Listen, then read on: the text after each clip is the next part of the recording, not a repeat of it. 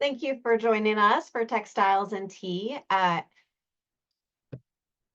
This afternoon, I'm Elizabeth Williamson, and I am the Executive Director, and I will temporarily be your host. Our host, Kathy Group, is having some technical issues getting on, so we're just waiting for her to join us. So until then, so that we don't delay our program any more further, I will go ahead and serve as your host for you. So thank you for joining us. Now, on today's episode of Textiles and Tea, we are generously sponsored by Halcyon Yarn. They've got beautiful yarns. They're a wonderful vendor. Please check them out. You can find the link on our website. And if you are interested in sponsor, go to our website, find out more information. So as usual, we welcome your questions, and we will try to address as many as we can at the end of the program. Please submit your questions using the Q&A button and not the chat button.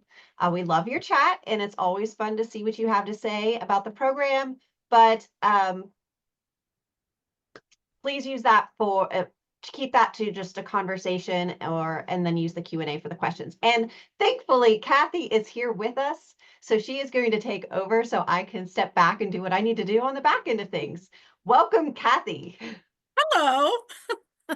Sorry, y'all. Technology's great until it doesn't work. And then what do you do, right? So today we're so excited.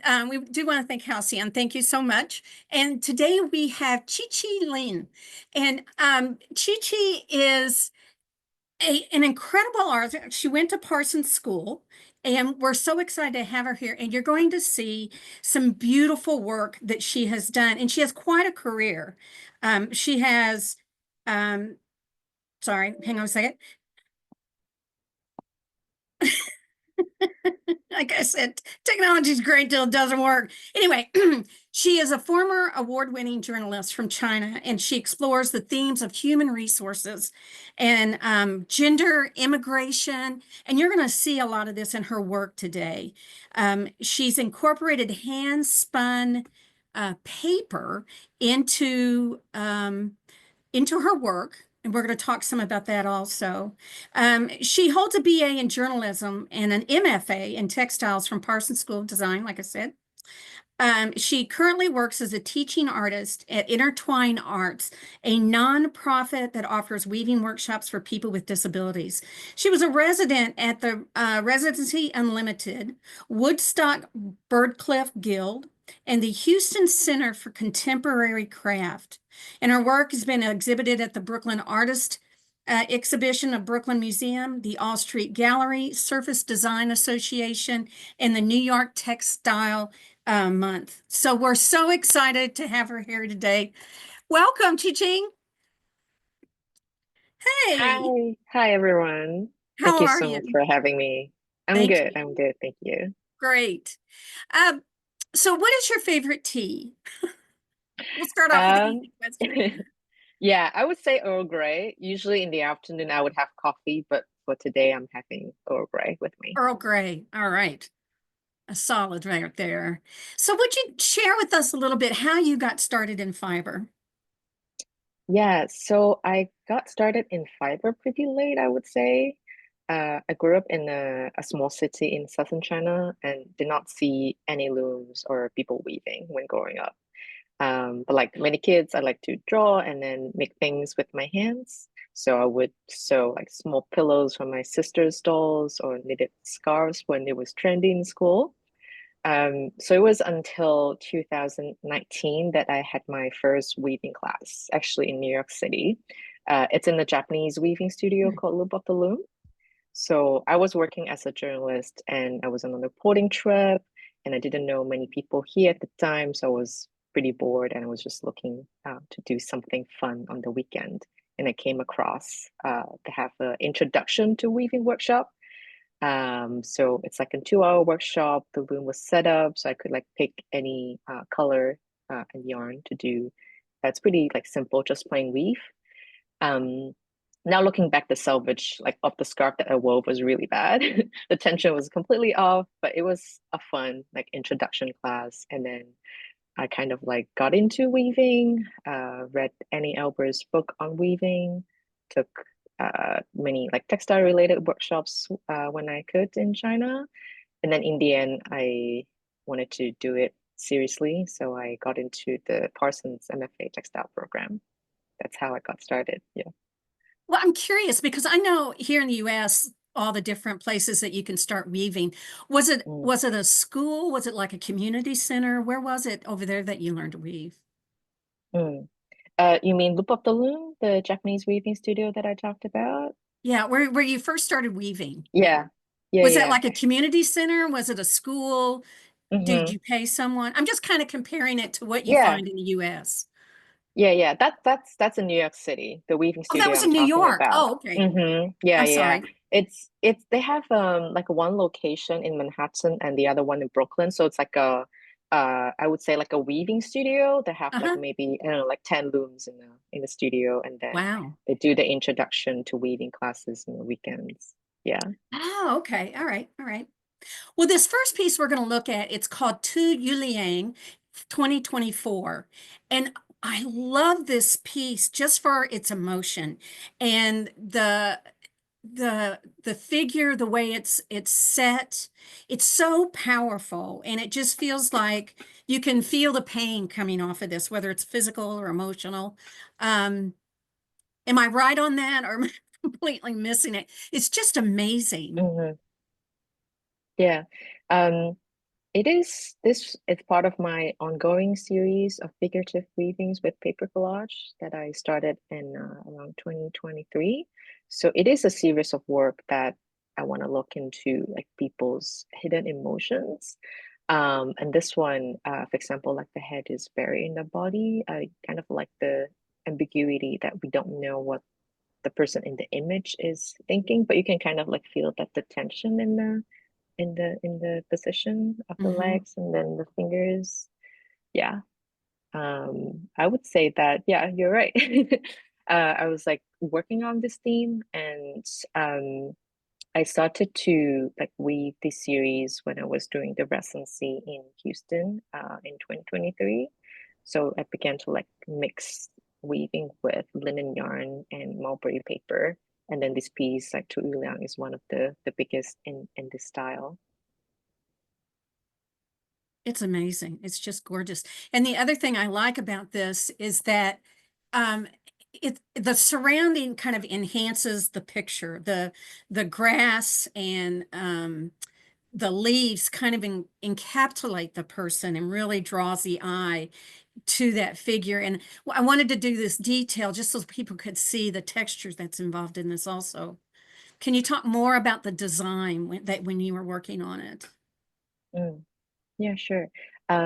So the way I work, I usually like started with the sketch, and then before this piece, I did like a few smaller pieces of standalone figures, which is like pretty straightforward and easier to make. But this one, I wanted to put the figure into nature, like surrounded by banana leaves and grass. So it was a bit more challenging to figure out how to have like these like two kinds of inlays like happening at the same time. So I made some adjustment to the classic Mormon inlay technique to make it possible. Hmm. And for the images, this piece specifically was inspired by a Chinese female painter. Her name is Pan Yuliang, like that's why the name is like attributed to her. So she's a legendary like Chinese painter born in the late 1900s. She was like the first Chinese woman to learn Western style oil painting in Paris, and she's very good at painting like female nudes. Her lines are very powerful, and sometimes she has these like either one person or a few people in like a twisted positions. So this weaving was inspired by her paintings to show like the body like a weighty mass, like the back is curved like a mountain. um yeah. About the planning, I would say in terms of process, so I would first dye the mulberry paper. This one I use like persimmon juice, so it gives the paper like more texture. I would like crumble it and then brush dye it and do it like for a week. So it really like the paper later it becomes like a bit like tree bark, have these like way stronger than originally was. And then I would do the paper collage to have the centerpiece of the figure ready. And then I would set up the loom. and then cut the paper collage into thin strips and then insert them while working on the loom. So that's my process and how to plan this piece. All right. Now, what kind of loom do you use? Is it like a floor loom or is it an upright? Yeah, I think you can maybe see in the Oh, there it in the is. back. This is my loom. Yeah. Okay. What kind It's an is it? old like clerk loom, Yay. 12 shafts. Wow. Yeah, it was Nice. like a rare find because usually it's like I got it like secondhand from another weaver in the city. And usually when you look for like secondhand looms, sometimes it's great, but it's another state. But this one's right in Brooklyn. So just like at the van and And a moved it 12 over. shaft. Ooh, Yeah, yeah, nice. with two beams. So it's really good for working on the Really? structure. Ooh, that is a good find. Excellent find. Well, you mentioned the mulberry paper. It's an unusual material to work with. Can you talk more about, first of all, why you chose using mulberry paper and then just paper yarn? hmm And can talk some more about that. Yeah, sure. So I started to work with paper when I was in school in the textile program. So I was like I was trying out a lot of materials like to provide structure for weaving. I was Mhm. doing more like three-dimensional work, like for installation at the time. So I tried many different kinds of materials like metal wire, wooden structure, elastic yarn. But those didn't really work out for me. Like had some like weird samples of all different kinds of structures and material. But it was until I started to try paper and I made a long weaving using hand-spun paper yarn. And then I treated this paper like this weaving like one big piece of paper. And I folded it and then steam it, iron it. And when I open it up, it has the structure like there. It stays. So I was like, wow, this is it's I feel like this is a material with lots of potential. So I kind of like got into it and then started to do everything with paper, like to do dyeing on paper, spinning paper, paper collage, and yeah, so I'm still like using it. Well, let's talk some more about the dyeing part of it because hmm um, you do your own dyeing, right? Yeah, I do. And there's so many reasons why people dye their yarn or paper or whatever. Talk some about why you choose to take that extra step. Mm. Yeah, I think for dyeing, usually when I have like a project in mind, then I also have a specific idea how I want the color to be. And sometimes I also do like resist dyeing to give the background a little bit more character or like over dye with another colors. So I feel like because my needs are very specific, so I need to do my own dyeing. Mhm. And for for natural dyeing, like now I only do natural dyeing. I think it's kind of because I only learned how to do it in this way when I was in school. So we were not like taught how to do synthetic dye, which is like pretty straightforward. I also did a little bit of like dyeing with synthetic dyes in the past, and then the colors turn out very strong and stable, which is good. But I think like the colors are a bit too bright for my liking. So I feel like that's like natural dyeing, they get like more subtle, softer colors. I like the way that it turned out, even though it's not every time it turned out the way that I wanted. Sometimes, it's like surprising how it did end up in these colors. But I feel like they always turn out like nice colors. Even if it fades in a nice way. So I feel like for the aesthetics, like for the colors, that's why I choose like to do my own dyeing and do natural dyeing. Now, have you also done dyeing on like wool and cotton, or do you Mm-hmm. mostly stick with paper? Mm. I do now I mostly use linen yarn for weaving, like for the warp Oh, yarn. okay. So I do a lot of dyeing on linen. Yeah. Now, I don't use wool a lot anyway. Yeah. I've never dyed paper yarn. Is there a big difference? Do you have to take a different approach or Mm. Yeah, for paper I do brush dyeing because if okay. I tried in the past like to, have the hand spun paper yarn and then put it in the dye pot, it doesn't hold. So if I want to like dye the paper, I need to do it one step ahead. So I would have, say, like a large sheet of mulberry paper ready, and then I would make very concentrated dye, and then just like brush the dye on top and do another layer of vellum and then the dye. So it's kind of like similar, like the process in terms of dyeing yarn or fabric. It's just like you're not putting the material into the pot, you're doing it like brushing it onto the surface and let it dry. And then after I have the paper ready, and then I can spin it into yarn on the spinning wheel. So you're a spinner too. Yeah, I do a little bit of spinning. You're a woman of many talents. Now that Yeah, again, I have to ask, is that really different than spinning cotton or wool, trying to spin paper?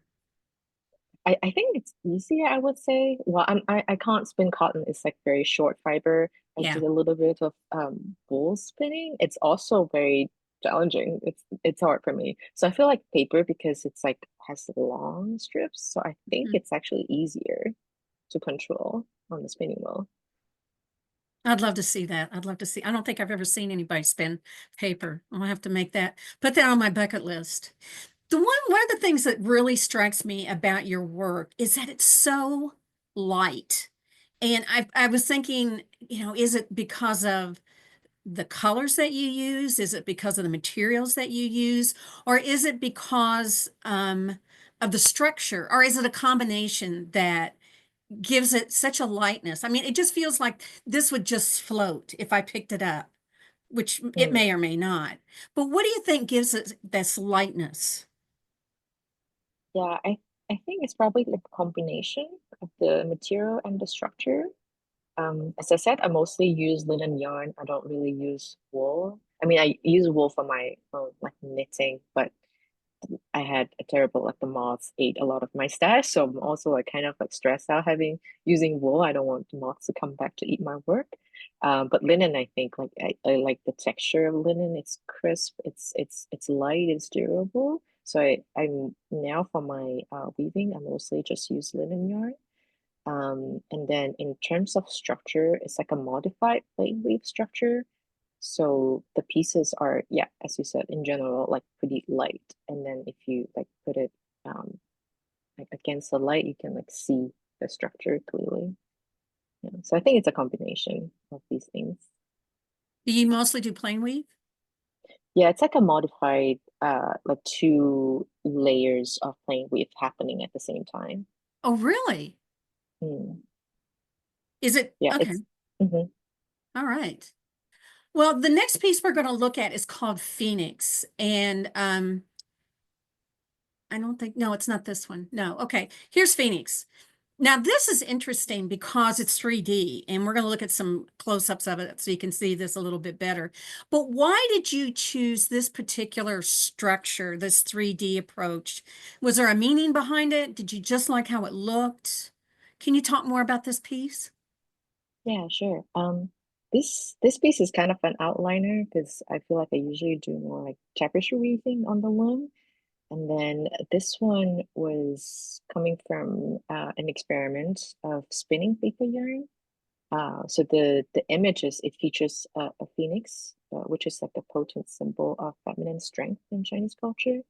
And I at the time I wanted to make a piece like a tapestry that's not woven. So the image it shows because of the change of the colors of the warp threads. So that was the idea. And then I had this idea when I was doing like spinning paper on the wheel, and then usually you would get like a long continuous playing thread. But if it's like a bit hard to tell what kind of material it is if you don't touch it, it's a bit if it you're looking at it from far, it's a bit hard to tell if it's a paper, is it cotton. So I wanted to find a way to spin paper that can show the texture of paper more.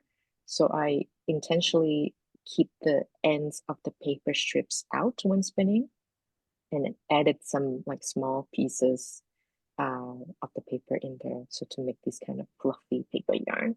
So that's how I got the idea. It comes from these experiments, like spinning like fluffy paper yarn on the wheel. Yeah. Well, let's go to the next image because I think the next image is a detail and you can really see there. Look at this. It's just gorgeous. And I don't know if it is or isn't, but it looks very labor intensive. It looks like a It lot just of takes a lot work. of time. Fine motor skill work went into this. But one of the things I love about this piece, and you can kind of see it in the detail, is it's like all these different, at first I said layers, it's not even layers. It's like all these different details came together to make the whole. Like you used like two different colors to actually give it its overall structure, and with the beautiful red in the middle and the yellow on the outside. And then there's the texture that really, gives it a beautiful enhanced of the color. And then on the right here, you can actually see where there's different colors in there. I thought it was just kind of a reds and oranges and pinks, but there's actually purple and everything else in here. So again, I'm just amazed about how you came up with the design on this. Like, did you know when you started out that you're going to use these different colors, you're going to use this different texture? Mm. Yeah, so I did the dyeing with sapwood and gardenia, and I used both the extract and chips of sapwood. So some colors that turn out more red and some turn out more purple. And then also like dyed them like some 2 times, some 3 times. So there's like different shades of these reds going on. Mm-hmm. And then for this piece, I think I first had the material ready that have these like red, yellow paper there, and then did some experiment of this specific spinning with these like small triangles, like feathers, attached to the core.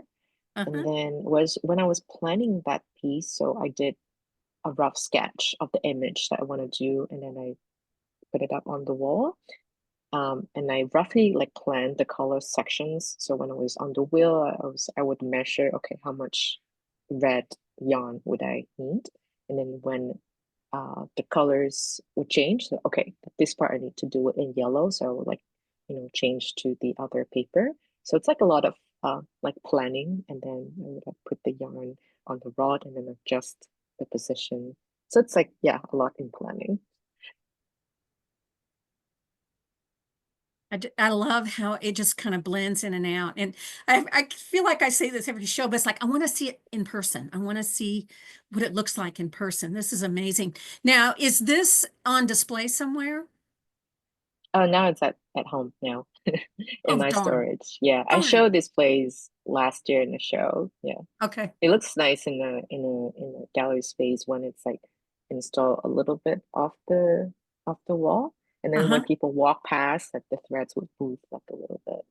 Yeah, so I think it's like the lightness. It has a point when it's like walk past and then it floats. We're going to talk about another piece. It's called Adrift. And Yeah. I love how you look down on the image. Um, the viewpoint of this is fascinating. And we also have a detail next to it.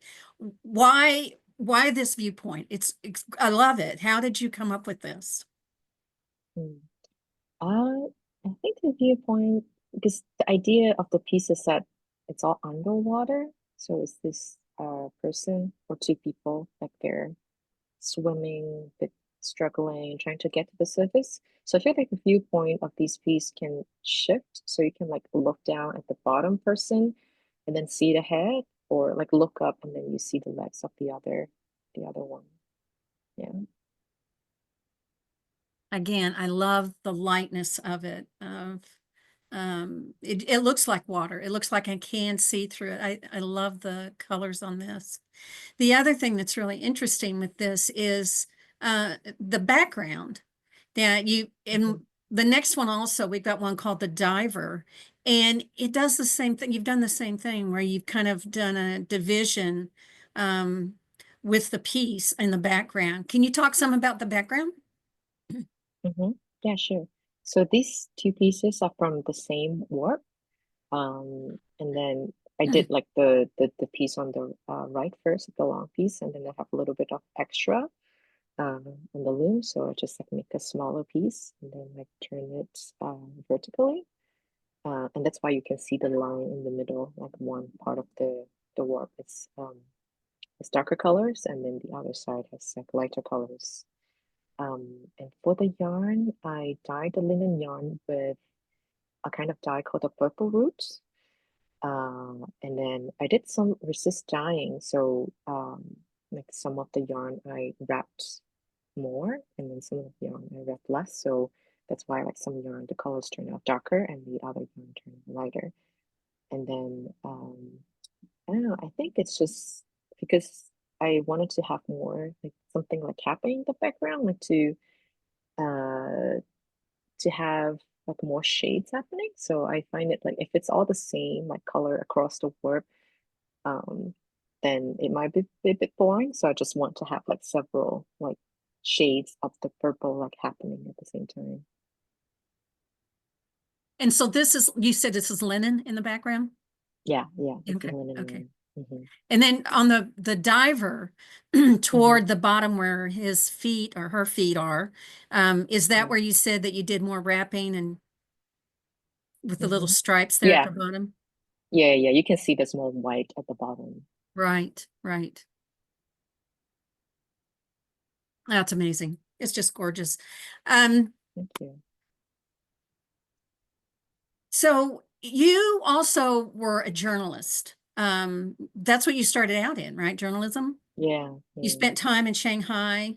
You worked for an agency, and I guess they had you based in Shanghai. Is that what it was?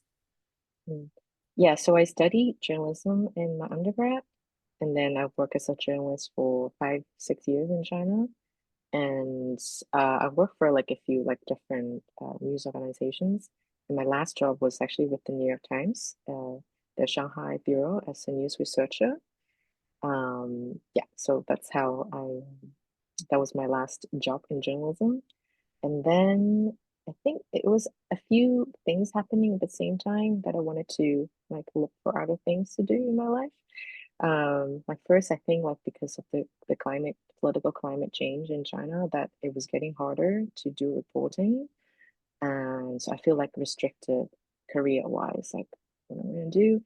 And then at the same time, I also feel like making things with my hand, like study art. It's something that I want to do for a long time, but I didn't know that, it's possible. I didn't know it's a possibility at all. I only got to know, oh, textile is like a program that you can do in university, like before I applied for schools, like 1, 2 years before that. So I think it just all worked out in a direction that, okay, I wanted to like do it. And I want to study textile, I want to do weaving. Yeah, so that's how I ended up here. Well, how do you think all that journalism experience and education Mm. has impacted or affected your artistic work?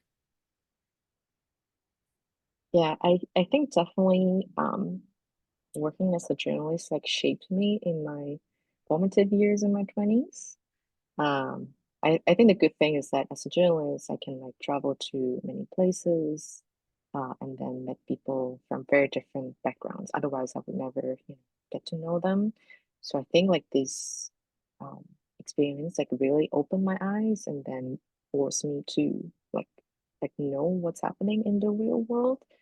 Um, I think it still has a strong influence on me, like about like the topics I care, like people that I care. um, I think it also still influenced me on the way that I work. That, for example, I think like I like to extract, like distill ideas and then show them in an accessible way, like to visualize it in a way that people speaking like different languages can all understand. And I think like that's what journalists like oftentimes are doing. I also like enjoy the research process, and yeah, I think I still like, even though I'm not a journalist anymore, but I feel like the way that I think and work, it still has some like traces from my previous job. Yeah. Well, that kind of leads us into my next question was, I think on your website I saw where you said Mm, weaving has become your next language. I loved that statement. So can you, I think it's interesting how you went from words to visual. So when you think about that statement, where are you with that right now? Have you found that it's enough for your language? Do you Mm, miss the words? Do you incorporate those in? mm. Yeah, I think I feel for me, because I still write a little bit like for a Hong Kong newspaper about arts happening in New York City. So, but that's the only like writing I'm doing at the moment. I think I feel like I've been like working with the words for many years, and towards the end, it's a bit hard like to write in either in Chinese or in English. I feel um I think I'm like a little bit tired of it. Mm, There's like so much to explain. I mean, sometimes I feel like I couldn't find the words that are very accurate, or just like takes too much to explain. So I feel like right now, if I'm working with weaving, like working with visuals, I feel like that's because it's kind of open for people to interpret, and you don't like need to understand a specific language to read about it. You can just like see it with your eyes, and then what you can get from the image is kind of like up to the person. So I kind of like the openness and the ambiguity of the image. So I feel like it kind of um, frees me from saying something that has to be very accurate. mhm. So I feel like right now I enjoy like these possibility of like working with fiber, with weaving. And I do feel like there's still like a lot I can do. I feel like I'm still, like a baby weaver, like learning like how to do this. Yeah, so I feel like right now I'm so very excited about this medium. I want to do more. That's interesting. You know, as you were talking, I thought, I don't think I've ever thought about how in writing, especially if you're doing reporting, you don't want ambiguity. You need to be precise Yeah. and Hmm. detailed The in ideas are very facts. clear. Hmm. Yeah. But what you're doing now is very much open to the ambiguity. That's an Hmm. interesting concept. I've never thought of that before. Thank you for sharing that. That's wonderful. Yeah. But you know, I bet there's some writing that you could do about weaving. And I bet there's an editor that's watching today who's going to think, hey, Mm. you need to come write for us. We That love would be writers who great. do weaving. Well, thinking about what is next, what's next for you? I Oh, think wait, wait, for wait, I forgot. oh Let me stop you for oh just, I can't believe I forgot this. This is the most oh cool sure. thing I've ever seen. Look at these. Oh, This is completely different. I love these. These are thank you. ceramic fortune cookies that you make, right? Yeah, yeah. This is like something that I do on the side. I did like a ceramic class when I was in school, and I was terrible at throwing. Like I can't make pots, and it's just like too hard for me. Me The either. clay was flying everywhere. But the hand building part, I like it a lot. So I've been like making these clay ceramic fortune cookies for a while, and I recently like made a new batch. I have them like right with me now, like this new ones. So they're like of this size, like a bit larger than the real size fortune cookies.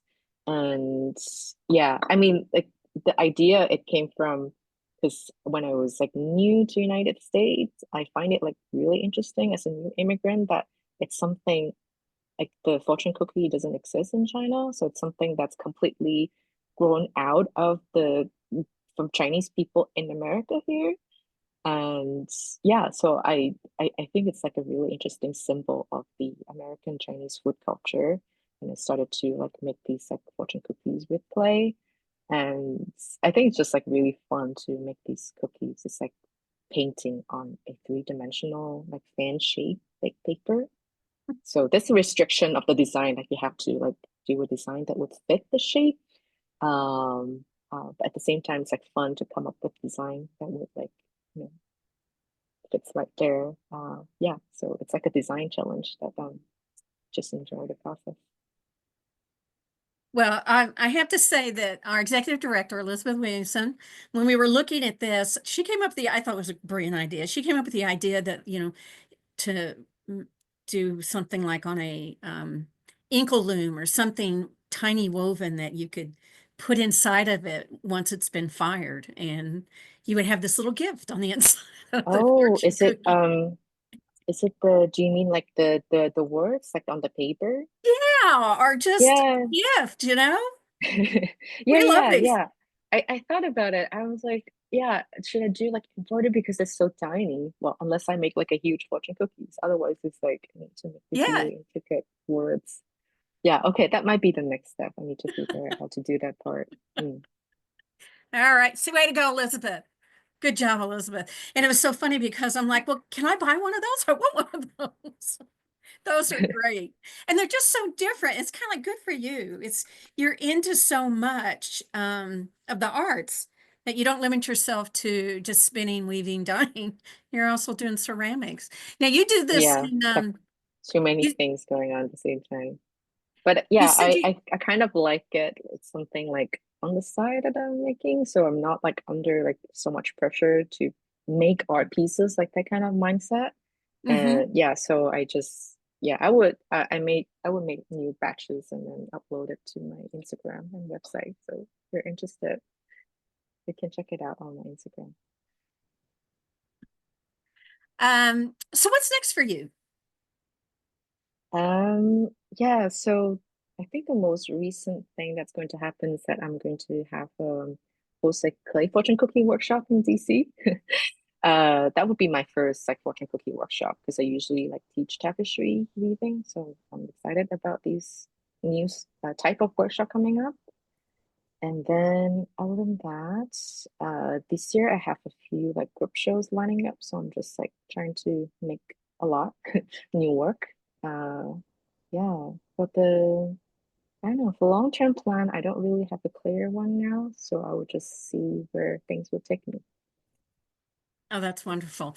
I have to say I've embarrassed myself in more ways than once, but one of them is that you just wrote an article for Shuttle Spin on Die Pot. And so we hope you'll be Oh, writing more for us. That would be wonderful, especially more about weaving and yeah, that all the that things. was a great show. It was about the Sonia Clark show at the Museum of Arts and Design. And Hmm at that time, I was like working as a gallery facilitator in the gallery, basically like teaching people like how to weave like twice a week.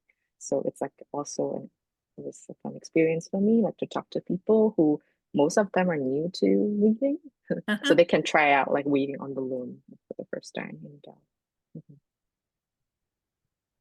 Well, we've got some questions. Shall Mhm. we take a look at them? If I can bring Sure. them up. Yay, I can see them. All right. Berna Lowenstein wants to know, is this Theo Mormon? And I don't think so, right? Your weaving is not Theo Mormon, are you? Theo moment, yes. It Yeah, is. it's a modified version because like the Theo moment like technique, you can like have a background and Uh-huh. then have an inlay, which is like great for like making images on a tapestry pretty fast, a very efficient way.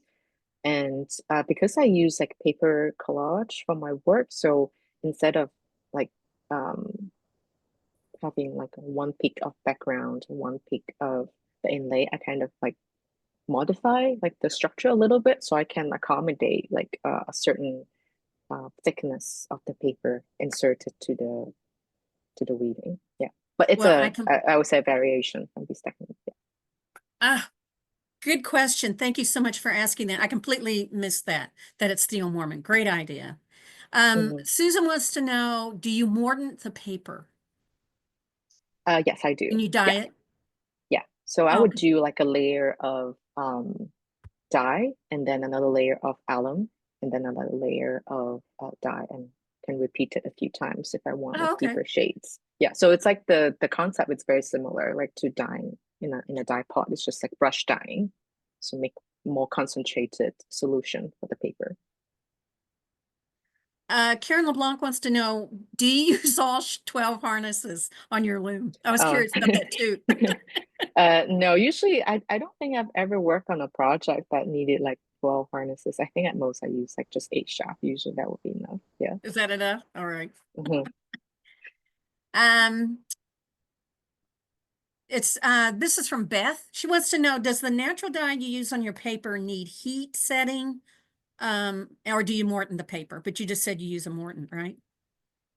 I use a mordant. Yeah. Okay, So it's more like a room temperature dye for the paper. that's good. Um, Karen wants, this is Karen again, wants to know, are you able to access project grants? Have you applied for grants? What kind of project grants? Grant, any kind of a grant?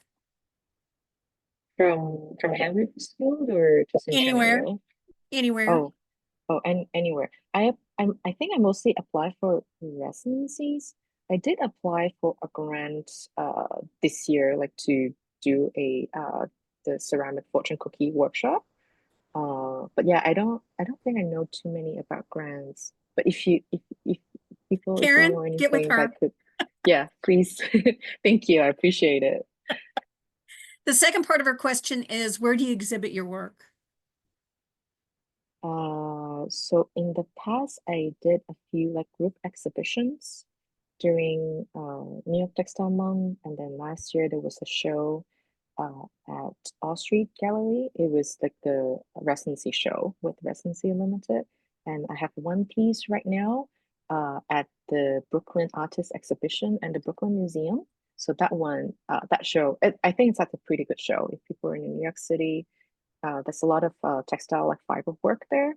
I think it ends in like 2 weeks or so at the end of this month. So last chance to see the show.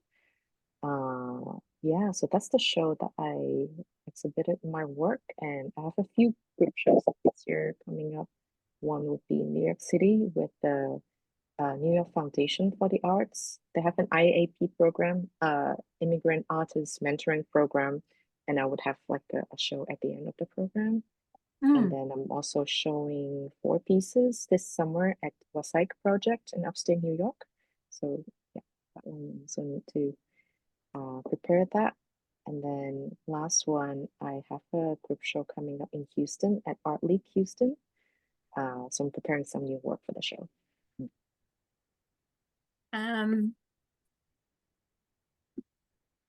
See, somebody wanted to know if, oh, how wide are the strips of paper that you use for spinning?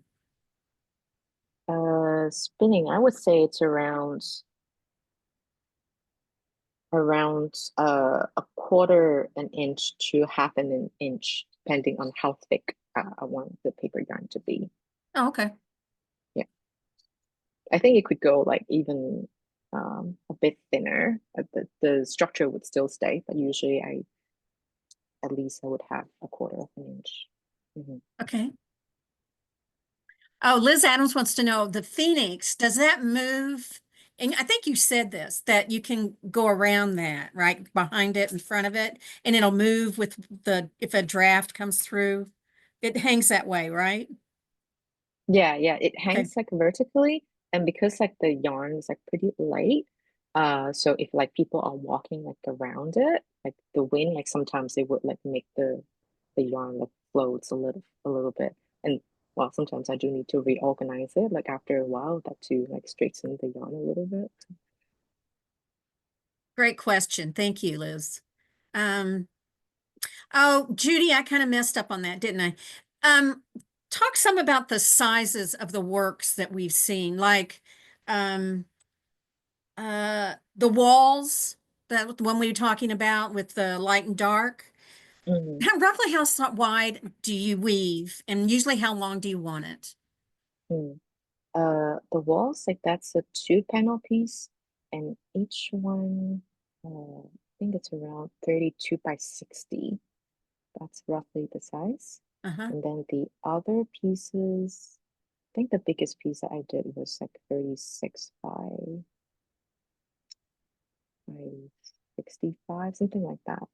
Yeah, because I have like a big loom at home, so I think like maximum I can like weave up to 48 inches, but I never like wove like that wide really. Like I Uh-huh. think maximum I did like 36 inches. And then you take two pieces and you connect them?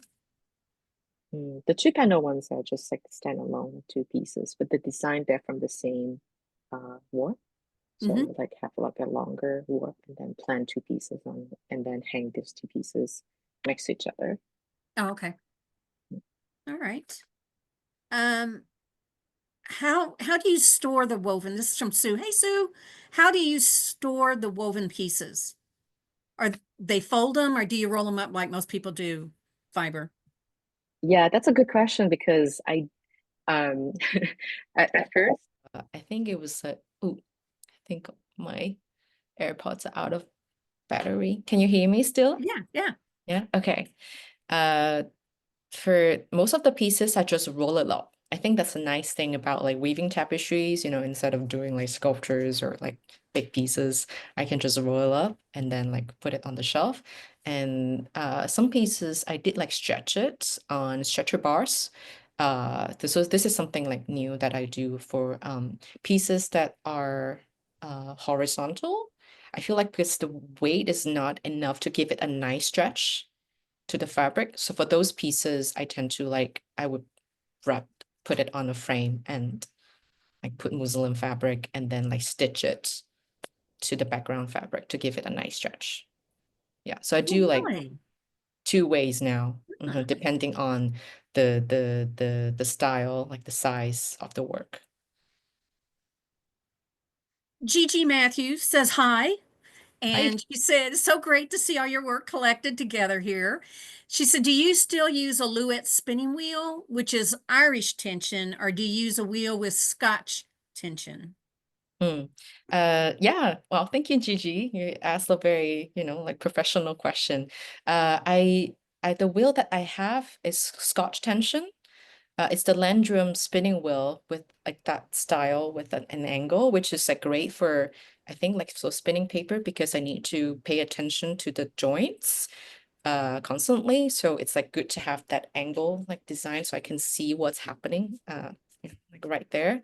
And it is a bit, I when I was in school, like the spinning wheels that they have in school is the Landrum one, which is like really like fast and powerful. But I think like that one's like too harsh on the paper. I can't do paper spinning on that loom on that wheel. So I think like this, it does have some requirements like for the spinning wheel, like to have Scotch tension, and then also can do it like in a slower way, a more careful way. Yeah. This is from Tina Davis. She said, according to your profile, you've had experience working with folks living with disabilities. Have you ever worked with the MS population? I'm assuming she means multiple sclerosis. MS population, what is that? Multiple sclerosis, that those diagnosed with multiple sclerosis. What kind of populations have you worked with? What kind of disabilities? Mm. It's usually like people, say with autism or Alzheimer, like that kind of disability. Uh-huh. Yeah, I'm not sure what MS mean, like really. Is it like more physical disability or? Uh-huh. Yeah. Oh, yeah. For physical ones, because sometimes I do work at senior centers, so they have like weekly weaving classes. So it's people with arthritis, my mobility issue. It's more like about that. Yeah. Well, Liz Adams wants to know, are you familiar with Sarah Sweat, paper spinning and weaving? She spins paper with a drop spindle. Oh, drop spindle. Yeah, I don't think I know her work, but let me check. Okay. You'll have to check her out. Yeah. I think yeah, with the drop spindle, maybe it's like can do more delicate yarn if it's Mm, spindle. Okay. we'll have to hook you up with Sarah. You two will have to talk. Thank you. Well, I was just one more question, and I'm curious, what would you tell someone who is thinking about doing what you did, which is completely switch careers? What are some of the things that you would either encourage them about or warn them about, that kind of thing? Hmm. I feel like that's a lot of responsibility to see something like that. If people like, did change career after listening. I don't know. I think for myself, it's not a sudden decision, I would say. I Mhm. did like think about it for quite some years. Like I know I want to do, like Oh. go back to school to study, but I don't know like what to study at the time. And I interview many people when doing this research process, like ask people who, like after journalism, like if they did another like master or even PhD, study overseas, what do they do? And I kind of like have a list of people like, okay, I want to talk to these people and see, kind of imagine if these options will work for me. And then I think none of this like path really excited me. So that's how like these, like studying textile, studying art, that came up like out of nowhere, kind of like not people that I know who was journalists have done it before. So I think it was like kind of like scary at the time, like to try it myself. But I don't know. I think at the same time I was thinking like I I think I just have to do it. Like because I feel like I was like stuck in the at the job at the time, and what else, what could I lose like by trying like these new things? So I think like for me it was like um yeah, just have to do it. Yeah. I love it. Forever the journalist. You had to go do research first and Yeah. talk to Interview people. people. Yeah, that's smart though. That's smart. Well, I want to thank you so much for being on here, and I love your work. I'm so glad you shared it with us, and I look forward to seeing you everywhere at your exhibits and possibly teaching, convergence or a workshop here and there would be great to see you. That would be great. Thank you so I much for having me. encourage you all to check out our website. And there's more information there, and you can see more of her work. I appreciate you being on today, Chi-Ching. Thank you so much. We're excited that you were able to join us. We want to thank our sponsor today. We are excited to see Halcyon Yarn be a sponsor. Everybody knows Halcyon. If not, go check them out. Great source of yarn. They've been a supporter of weavers for years, and we appreciate them now supporting Textiles and Tea. Thank you, Halcyon Yarn. We appreciate it. If you're interested in sponsoring an episode of Textiles and Tea, whether it's you or a guild or your business, you can check out our website and learn more about the date you want, or maybe there's a person that you would like to sponsor. You can just contact hga@weavespindye.org. You can call the office and someone will help you with that. We've got some new things coming up. If you missed the Jers talk last week, we've got more wearable art, yardage, basketry, and small expressions. So if you didn't get to go to the exhibits at Convergence, or you want to see it all again, you can hear the Jers talk. And Jers talks are so wonderful. You learn why the juror chose what they chose. You understand a little more of their thinking and what they saw. And if you're interested in entering an exhibit, this is a great place to start, because you're going to get an idea of what they're looking for, what works, what doesn't, that sort of thing.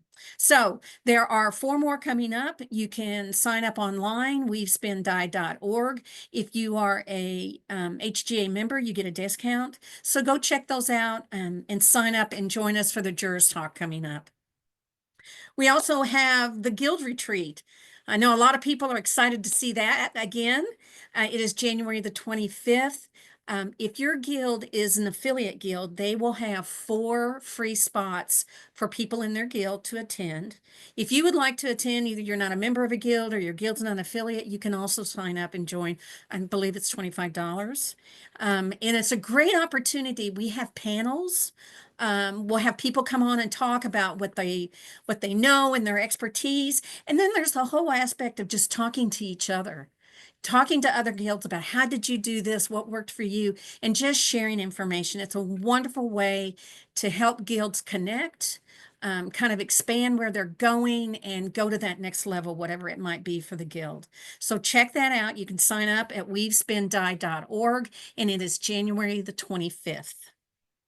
Again, I want to thank everybody for sponsoring, supporting HGA, either by being a member or by donating.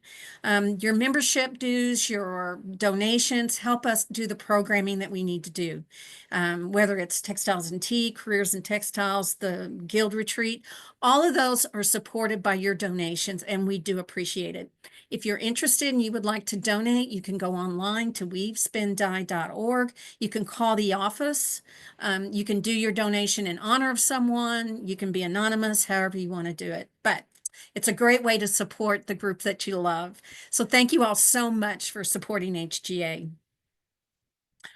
We are excited because next week we have Molly Elkind, and I've known Molly for years. I'm excited to interview her. I hope you all have a wonderful week, and we will see you next Tuesday. Happy tea.